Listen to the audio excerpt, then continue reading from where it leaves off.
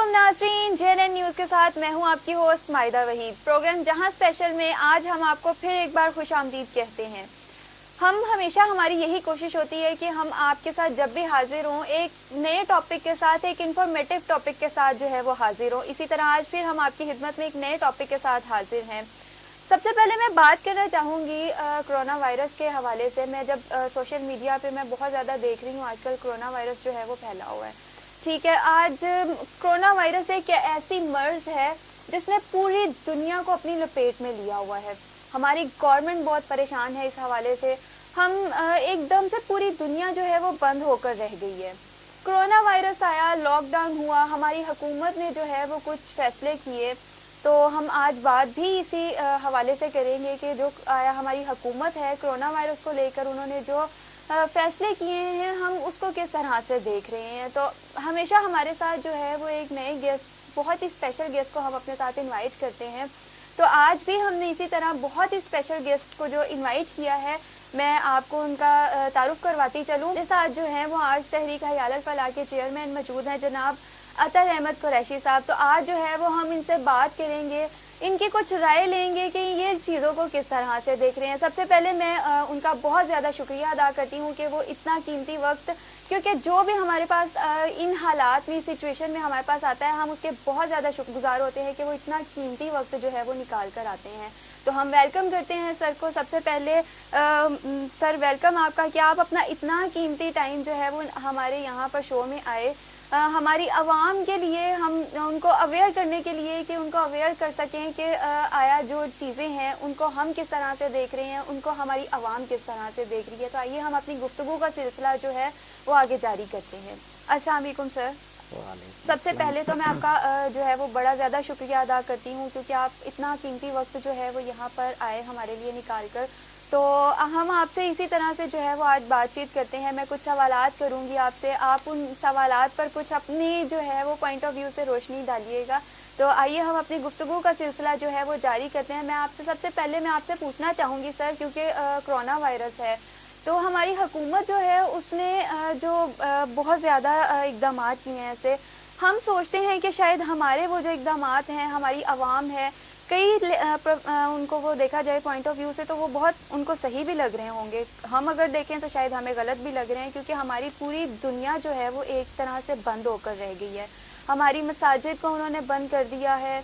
यहाँ पर कुछ चीज़ें ऐसी हैं जिनको हम चाहते हैं, जैसे मैं अपने अगर पॉइंट ऑफ व्यू से बात करूँ तो मुझे वो चीज़ें शायद गलत लग रही हैं, लेकिन अगर हम इस बीमारी, इस मर्ज़ के लिहाज से देखा जाए तो शायद ये ठीक भी हो।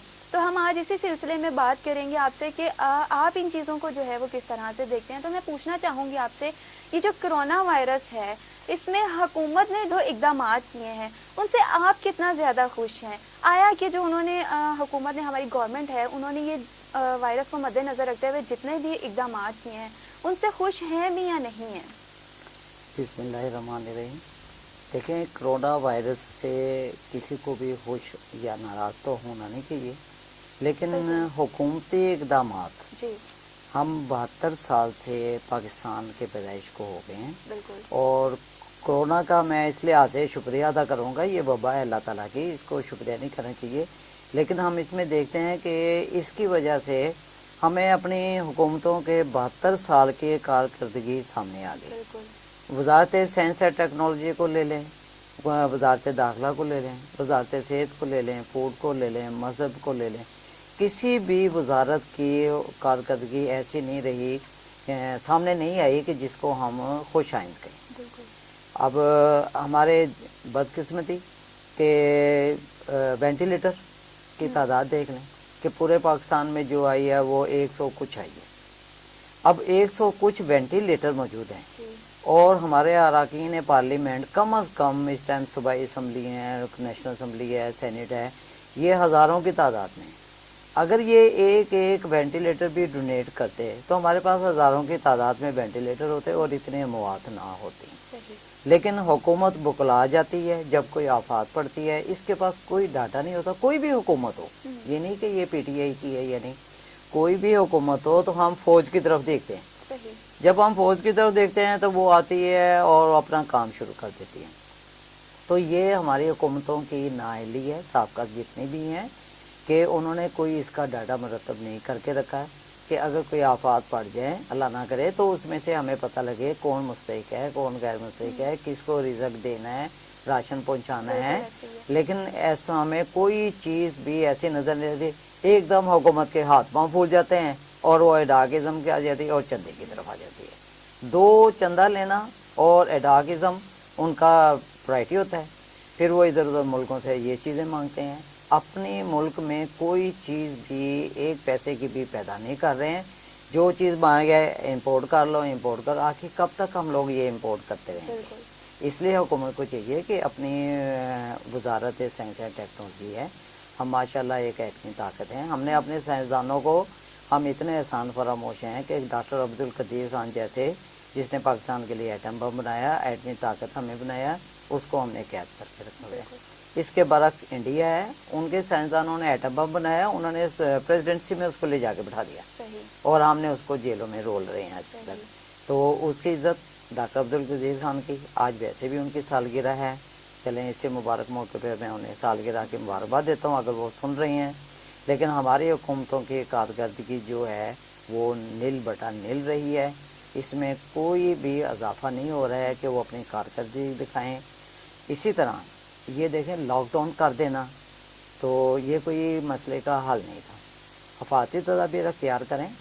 آپ تھوڑا سا اگر جائیں اس کروں کہ انہوں نے جیسے چائنا میں وبا پھیلتی ہوئی دیکھی تو انہوں نے 4 یا 5 دن کے لیے اپنا سارا سسٹم لاک ڈاؤن کر دیا اور ہر مزدور چاہے وہ امیر ہے غریب ہے کچھ بھی ہے اس کے گھر میں راشن پہنچایا. بالکل یہ ہوتی ہے یا انہیں پیسے دیے گئے ہیں، یہ ہوتی ہے حکومتی ذمہ داریاں. یہاں ابھی ہمیں یہی نہیں سمجھ آ رہا ہے کہ وزیر اعظم صاحب کہتے ہیں میں لاک ڈاؤن نہیں کرنا چاہتا، تو پھر انہیں کون کہہ رہا ہے کہ کرو؟ اس کا مطلب کوئی سپر پاور اور بھی ہے. وزیر اعظم صاحب لیکن سر آپ کو لگتا ہے کہ ہماری جو گورنمنٹ ہے وہ پلانڈ ہو کے چلتی ہے؟ کیونکہ جب میں میڈیا پہ دیکھتی ہوں تو یہی جو ہمارے پی ایم صاحب ہیں ان کے یہی ویوز آ رہے ہوتے ہیں جب بھی وہ کسی پریس کانفرنس میں جاتے ہیں کوئی خطاب کرتے ہیں کہ ہم نے غریب عوام جو ہے ان کے لیے ان کے راشن تقسیم کرنے کے لیے ہم نے باقاعدہ ٹائیگر فورس بھی ہم لوگوں نے بنائی. ہم نے ان کو کیونکہ ہم سے تو لو طبقہ وہ ہے، ہم سے جو تھوڑا سا ان جو لوگوں سے اونچا طبقہ ہے وہ تو پھر بھی 2 ٹائم روٹی کھا لے گا، لیکن ہم نے اپنے سے نیچے کے طبقے کو دیکھنا ہے. تو وہ بھی یہی کہہ رہے ہیں کہ میں نے جو ہے ان کے لیے راشن ان کو پہنچائے ہیں، میں نے یہ کام کیا ہے غریب عوام کے لیے، میں نے ان کو پیسے گھروں تک پہنچائے ہیں، وہ سسٹمز بنائے ہیں. تو کیا آپ ان چیزوں کو کیسے دیکھ رہے ہیں؟ ایک تو دیکھیں انہوں نے 12,000 روپے دیے ہیں اور وہ 3 ماہ کے لیے. صحیح. اگر ہم دیکھیں تو ایوریج 4,000 پر منتھ ہے. 4,000 میں تو بجلی اور سوئی گیس اور یوٹیلیٹی بل بھی پورے نہیں ہوتے کسی بھی غریب گھرانے کے. تو وہ کھانا کیا کھائے گا؟ ایک سیکنڈلی یہ ہے کہ جب وزیر اعظم صاحب یہ اعلان کر رہے تھے ایپ کا کہ بھی آپ اس طریقے سے اپنے شناختی کارڈ بھیجیں تو انہوں نے اپنا شناختی کارڈ نمبر ڈال دیا اور وہ سینڈ کر دیا ہے.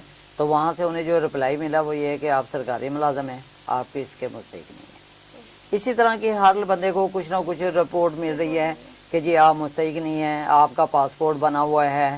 تو ایک میرے پاس ابھی بلوچستان سے ہی کیس آیا ہے. انہوں نے کہا جی میری مسز کو پہلے پیسے ملتے تھے بے نظیر انکم سپورٹ پروگرام کے تحت. اب جب ہم نے یہ اپلائی کیا تو انہوں نے کہا جی آپ کا پاسپورٹ بنا ہوا ہے، وہ ٹریول نہیں کیا انہوں نے لیکن آپ کا پاسپورٹ بنا ہوا ہے لہذا آپ اس کے اہل ہیں. اب پاسپورٹ بننے سے کیا اس کی وہ اہلیت ختم ہو گئی ہے؟ اس کو بھوگنا. آج ہی میں آپ کو بتاتا ہوں اخبار میں پڑھا ہے رحیم یار خان میں ایک عورت اپنے خاوند سے لڑ کے چلی گئی کہ بھی بے روزگاری ہے، یہ محکمے چلی گئی ہے اپنے، اور اس نے بھوک اور افلاس کی وجہ سے اپنے 7 سال کے بچے 2 سال کے بچے کو اپنے ہاتھوں پھانسی دے کے اور اس کو دیوار سے لٹکا دیا. جب یہ حالات ہوں اور دوسری طرف ایک حاملہ عورت ہے آج کے اخبار میں ہی ہے کہ اس نے خودکشی کر لی بھوک اور افلاس سے. جہاں یہ حالات ہو رہے ہوں تو وہاں حکومت کی ذمہ داری کیا رہ جاتی ہے؟ کیا اس کی ڈیٹ رہ جاتی ہے؟ کیا وہ کر رہی ہے؟ عوام کو مرنے کے لیے چھوڑ دیا. تو سر پھر ہماری میڈیا جو ہے وہ اتنا زیادہ کیوں ہائی لائٹ کر رہا ہوتا ہے اس چیز کو کہ ہماری گورنمنٹ نے اتنے زیادہ اقدامات کر دیے ہیں، ہماری گورنمنٹ نے یہ کر دیا ہمارے لیے، غریب عوام کے لیے یہ کر دیا، تو پھر ظاہر ہے ہم لوگ بھی اس چیز کو دیکھ رہے ہوتے ہیں. تو پھر ہم اس چیز کو کیسے دیکھیں کہ جب ہم سنتے ہیں کہ ہمارے لیے یہ کیا، ہمارے لیے وہ کر دیا انہوں نے، راشن پہنچا رہے ہیں، 3,000 دے رہے ہیں، 12,000 دے رہے ہیں، تو یہ ساری پھر چیزیں کہاں پہ جاتی ہیں؟ آپ خود اپنے علاقوں میں جا کے وزٹ کریں، غریب لوگوں کی جھونپڑیوں میں جائیں، ان سے پوچھیں کہ آپ کو کچھ ملا ہے؟ سر ان کو تو نہیں مل رہا، وہ تو انہیں بیچارے اچھا جو شناختی کارڈ کی شرط لگا دی ہے، خانہ بدوش ہمارے یہاں پر اتنے ہیں جو خیمہ بستیوں میں، کچی بستیوں میں رہتے ہیں، ان کے آئی ڈی کارڈ نہیں بنے ہوتے ہیں، کیا انہیں کھانا نہیں چاہیے؟ انہیں راشن نہیں چاہیے؟ جس کا شناختی کارڈ بنا ہے اسے ہی بھوک لگتی ہے، جس کا نہیں بنا اس کو نہیں لگتی۔ بالکل ایسے ہی ہے۔ ٹھیک ہے، اور دوسرا یہ ہے کہ یہ پیسے جو تقسیم ہو رہے ہیں، سندھ حکومت کہتی ہے ہم خود کریں گے، پنجاب حکومت کہتی ہے ہم خود کریں گے، فیڈرل گورنمنٹ کہتی ہے ہم خود کریں گے، کہیں بھی ایسا نہیں ہو رہا ہے کہ اس وبا کے وقت، اس مشکل کے وقت میں سیاستدان اکٹھے ہوں، آپس میں لائے عمل طے کریں۔ ابھی بھی ایک دوسرے کی ٹانگ کھینچنے کی کوشش کی جا رہی ہے۔ عوام کا ان لوگوں کو کوئی درد نہیں ہے، کسی قسم کا بھی، چاہے وہ اپوزیشن لیڈر ہوں، چاہے وہ رولر گورنمنٹ کے لیڈر ہوں، کوئی بھی یہ نہیں کر۔ ابھی تو کچھ دن پہلے میں نے دیکھا شاہ محمود قریشی وزیر خارجہ صاحب وزیر اعظم صاحب کو چیک دے رہے ہیں کہ یہ کرونا وائرس۔ بھئی تم نے جن ملازمین کی وزارت خارجہ میں جو ملازم ہیں ان کی تنخواہیں کاٹی ہیں، افسروں کی تنخواہیں کاٹی ہیں، اور کیا ان سے بلنگ لی ہے کہ آپ کی یہ تنخواہ ہم کاٹ رہے ہیں، آپ رضامندی سے دے رہے ہیں؟ ان کی تنخواہیں کاٹ کے آپ اپنی طرف سے چیک کیوں دے رہے ہیں؟ یہ تو ان ملازمین کی تنخواہیں ہیں، وہ ڈونیشن دے رہے ہیں جن کے آپ انہیں بھی ساتھ لے کے کھڑا ہوں۔ اسی طرح ہر محکمے کا بندہ آ رہا ہے، اور وہ شیخ رشید صاحب تھے، انہوں نے اتنا چیک دے دیا، جی فلانے کو دے دیا۔ وزیر اعظم کو آپ چیک ضرور دیں، اپنی پاکٹ سے دیں، آپ 300 کنال کے گھروں میں رہ رہے ہیں، آپ دیں انہیں، لیکن اپنے پاس سے دیں۔ جو ملازم کے ہے اس کا کارڈ پیٹ کے آپ نے جمع کر کے اور اپنے نام سے آپ ایڈورٹائز کر رہے ہیں، یہ کہاں کی آپ کی پاکستان کے علاوہ ہمارے جو باہر کے ممالک ہیں، چائنا ہو گیا اور امریکہ ہو گیا، انہوں نے بھی تو بہت زیادہ ڈونیشن دی ہے نا ہمارے پاکستان کو۔ 72 سال سے ہم کر کیا رہے ہیں؟ مانگ رہے ہیں، مانگ ہی رہے ہیں نا، دے تو نہیں رہے کسی کو۔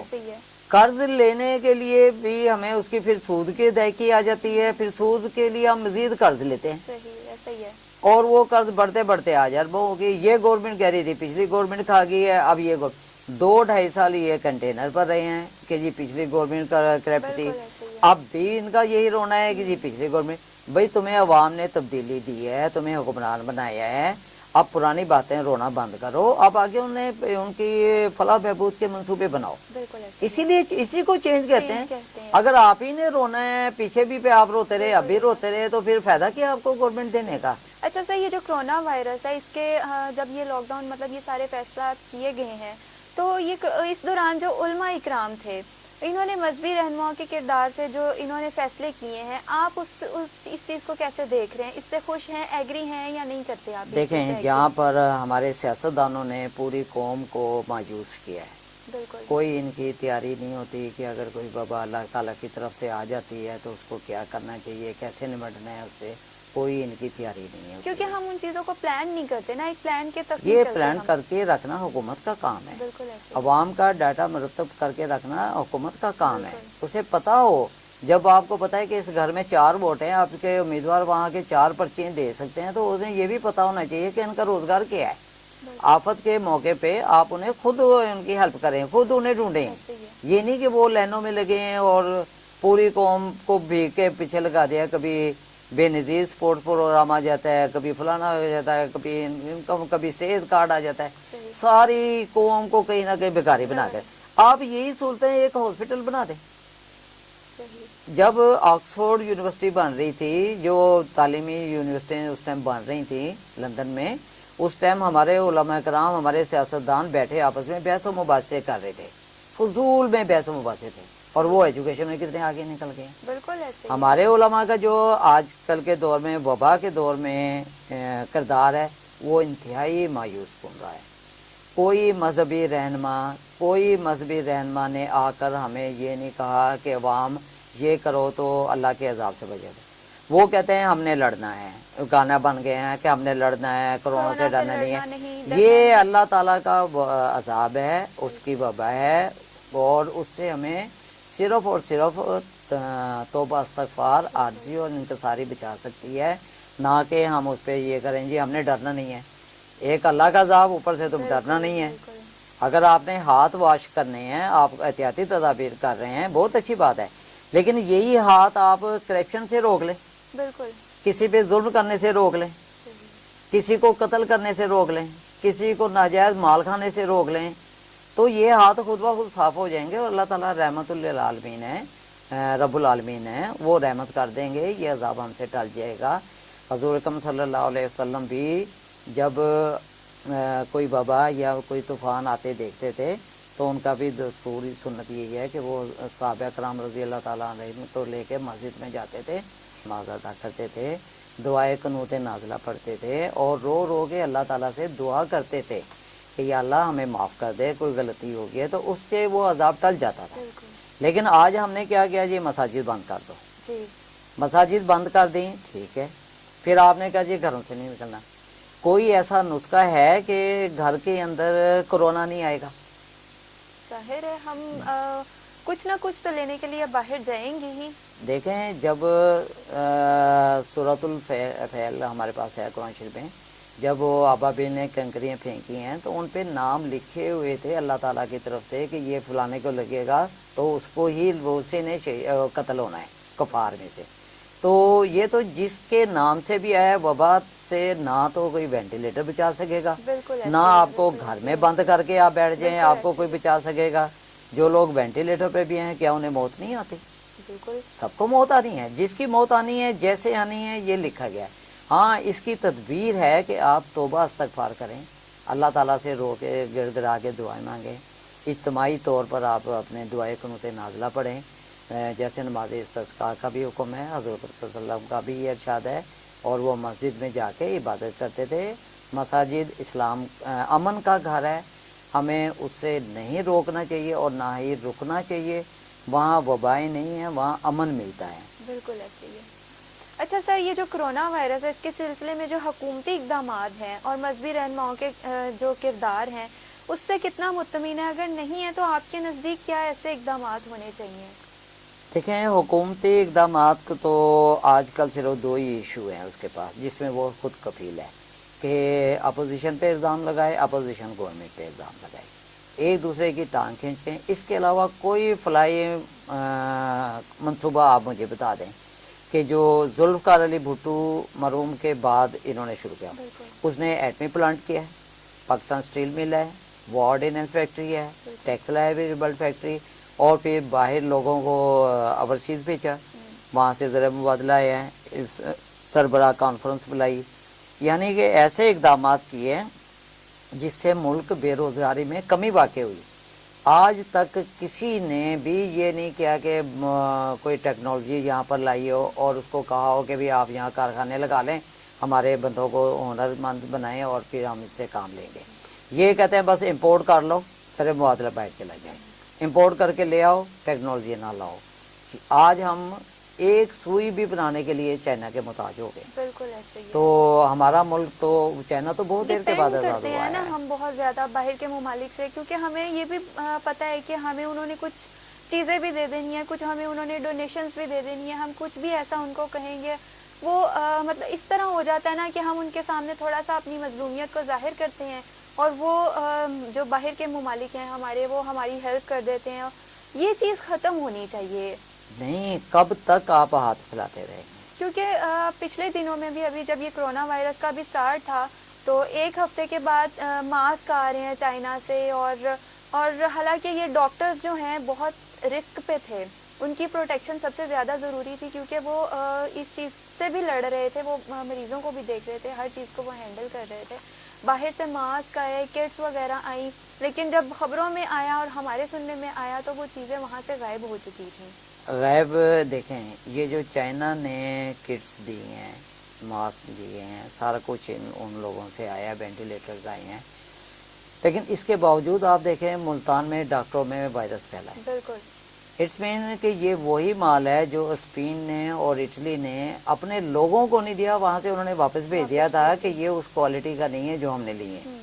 اور پاکستان تو ہر چیز جو دنیا ریجیکٹ کر دے یہ پاکستان لے لیتا ہے، چلو ادھار میں رہے چاہے اس سے اپنے بندے مرتے ہیں، اور یہاں لا کے پھر اس کو فروخت کرتے ہیں. تو فروخت ہی کرنا ہے انہوں نے، کون سا اپنے بچوں کو پہنانا ہے. صحیح ہو گیا. اب عمران خان کے بچے دیکھ لیں لندن میں ہیں، بالکل. وہ وہاں ایسٹر منا رہے ہیں اور یہاں یہ والد صاحب ریاست مدینہ کا ڈنڈورا پیٹ رہے ہیں. ٹھیک ہے، ٹھیکیدار بنے ہوئے. اسی طریقے سے آپ دوسرے علماء کرام کے دیکھ لیں، ان کے بچے بھی باہر پڑھ رہے ہیں، انہیں تو فکر ہی نہیں ہے. پاکستان میں تو یہ لوگ صرف حکومت کرنے کے لیے آتے ہیں، اپنی رعایا بنانے آتے ہیں. اور مجھے علماء کرام سے انتہائی افسوس کے ساتھ یہ کہنا پڑ رہا ہے کہ 60-65 سال کے ہماری دنیاوی زندگی کے لیے آپ نے اللہ تعالیٰ کے مساجد بند کروا دیے، بند کر دیے ہیں. آپ نے ان پہ فتوے دیے ہیں. حضور اکرم صلی اللہ علیہ وسلم کی وہ ایک حدیث ہے کہ بارش میں آپ نہ آئیں، مسجد میں نہ آئیں، گھروں میں نماز پڑھ لیں. اس کو انہوں نے یہ اس وبا کے ساتھ منسلک کر دیا. حالانکہ اس ٹائم مسجد نبی صلی اللہ علیہ وسلم جو ہے وہ کچی تھی، رستے کچے تھے، ان کی چھت پتوں کی بنی ہوئی تھی. بارش آ گئی تو انہوں نے کہا گھر میں نماز پڑھ لیں، کپڑے چھینٹے آئیں گے. لیکن انہوں نے اس پہ لگا دیا کہ وبا پہ. ہمیں بتائیں کہ حضور اکرم صلی اللہ علیہ وسلم کے دور میں کوئی وبا آئی ہے کسی بھی قسم کے، اور انہوں نے کہا کہ مسجد میں نہ آنا، گھر میں نماز پڑھ لینا. وہ تو مسجد کی طرف لپک لپک کر جاتے تھے کہ یہی ایک امن کی جگہ ہے ہماری، جہاں ہمیں امن ملے گا. وہاں روتے تھے، گڑ گڑاتے تھے، صحابہ کرام ہوتے تھے. آج بھی عرب کنٹری میں دیکھ لیں، 2-4 بندے اگر نماز پڑھ رہے ہیں تو وہ رو رہے ہیں. ہمارا کسی مولوی کو رونا آج تک نہیں آیا. ابھی عبدالکبیر خان صاحب کو دیکھ لیں کہ پہلے انہوں نے قندیل بلوچ کے ساتھ تصاویر آ گئی، انہوں نے کہا جی میں نے تبلیغ کر رہا تھا. آج کل وہ حریم شاہ کے ساتھ ان کی تصویر آ گئی. انہیں جو عورتیں جن کے بدنام زمانہ ہوتی ہیں انہیں کے ساتھ ان کی تصاویر بنتی ہیں، ذکر، اور یہ انہیں تبلیغ کرنے چلے جاتے ہیں.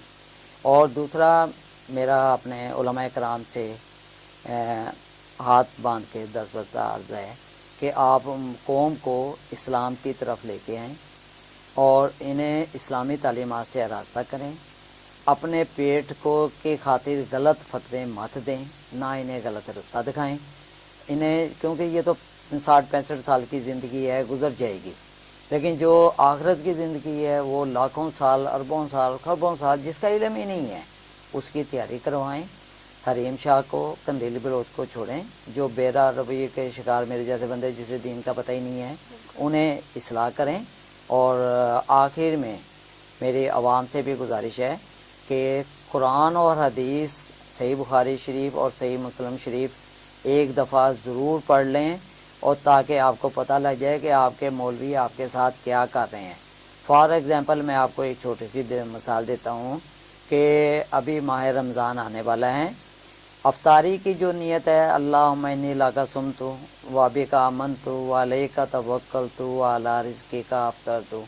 اس کا ترجمہ ایسا ہے کہ اللہ میں نے تیرے لیے روزہ رکھا اور تجھ پر ایمان لایا اور تجھ پہ بھروسہ کیا اور تیرے دیے ہوئے رزق سے افطار کیا. احادیث مبارکہ میں یہ دعا نہیں ہے، بلکہ اس میں سمپل دعا ہے کہ اللہم انی لک صمت وعلی رزقک افطرت. اے اللہ میں نے تیرے لیے روزہ رکھا اور تیرے دیے ہوئے رزق سے میں نے افطار کیا. اس میں کتنی جامع ہیں کہ افطار، روزہ بھی اللہ کے لیے ہے اور افطار بھی اللہ کے رزق سے ہو رہا ہے. عاجزی، انکساری اتنی زیادہ ہے. اور دوسری طرف دیکھ لیں جو علماء کرام نے بنائی ہوئی ہیں، وہ اللہم انی لک صمت، اے اللہ میں نے تیرے لیے روزہ رکھا، وبک آمنت، اور تجھ پہ ایمان لایا. یعنی پہلے مسلمان تو ہو جاؤ، ایمان لے آؤ، روزہ بعد میں فرض ہے، نماز بعد میں فرض ہے. تم نے پہلے ہی روزہ رکھ لیا اور بعد میں ایمان لا رہے ہو. وعلیک توکلت، اور اللہ میں نے تجھ پہ بھروسہ کیا. اللہ کے بندوں، یہ مذہبی بہروپیوں سے بچو، ان سے قطع تعلق کرو، قرآن و حدیث کی طرف آ جاؤ. توکل جو کام شروع کرنے سے پہلے کیا جاتا ہے، اللہ میں تیرے بھروسے پہ یہ کام کر رہا ہوں، اللہ میں یہ بھروسے پہ تیرے جا رہا ہوں. جب اینڈ ہو گیا، افطار ہو گیا، وہ تو الحمدللہ کہو کہ یا اللہ تیرا شکر ہے یہ کام ہو گیا، صحیح ہو گیا. تو جو بھی دعا یہ بنائیں گے، جو بھی نیت کریں گے، جو حضور صلی اللہ علیہ وسلم میں دعاؤں میں ملاوٹ کریں گے، اس کا انجام ایسے ہی ہوگا کہ وہ ایک مذاق بن کر رہ جائے گا. جیسے یہ ہے کہ میں نے روزہ رکھ لیا، بعد میں ایمان لا رہا ہے. ایمان پہلے لائے گا تو ایمان میں داخل ہوگا تو روزہ، نماز، زکوٰۃ فرض ہوگی تیرے پر. اور اگر تو ایمان ہی نہیں بعد میں لا رہا تو تجھے روزہ رکھنے کو کس نے کہا؟ تو پھر کافر ہی ہے، کافر رہے اپنے آرام سے جو مرضی کرے. اور जब अलैहि तवक्कलतु तो भरोसा करो काम शुरू करने से पहले। जब काम एंड हो गया, तकमील पे पहुंच गया, तो अल्हम्दुलिल्लाह कहो, या अल्लाह तेरा शुक्र है कि ये हो गया है। और इसीलिए और मैं तेरे दिए हुए रिज़्क़ से इफ्तार कर रहा हूँ। तो हुज़ूर अकरम सल्लल्लाहु अलैहि वसल्लम की जो दुआ है वो बड़ी जामे है और शार्ट है। अल्लाहुम्मा इन्नी लका सुमतु व अला रिज़्क़िका अफ़्तरतु, अल्लाह मैंने तेरे लिए रोज़ा रखा और तेरे दिए हुए रिज़्क़ से मैंने इफ्तार किया। जब आप बाद में रोज़ा, पहले रोज़ा रख लें, ईमान ले आएँ, बाद में फिर तवक्कल करें, तो ये कोई बात नहीं है। इसीलिए तहरीक हय्य अलल फलाह यही कहती है कि आतिउल्लाह व आतिउर रसूल, अल्लाह की अताअत और मोहम्मद सल्लल्लाहु अलैहि वसल्लम के अताअत में आ जाओ। इसी में तमाम जहाँ की फलाह है और इसी में हमने फलाह पानी है। वाक़िर दावा। जी बिल्कुल, अतर अहमद कुरैशी साहब हमारे साथ मौजूद थे, हमने उनके साथ गुफ्तगू की, तो उनकी जो गुफ्तगू थी उससे मुझे बड़ा अच्छा एक मैसेज मिला जो मैं आप सबके साथ शेयर भी करूँगी। उनका यही कहना था, हमारी मसाजिद बंद नहीं होनी चाहिए, हमारी मसाजिद खुलनी चाहिए, ताकि हम 5 वक्त की नमाज, जब हम 5 वक्त वज़ू करेंगे, 5 वक्त मुँह धोएंगे, तो कोरोना वायरस हमारे पास भी नहीं भटकेगा। मज़ीद इसी तरह हम आपके सामने इंफॉर्मेटिव चीज़ें लेकर आते रहेंगे। तब तक मुझे और मेरी टीम को इजाज़त दीजिए। अल्लाह हाफ़िज़।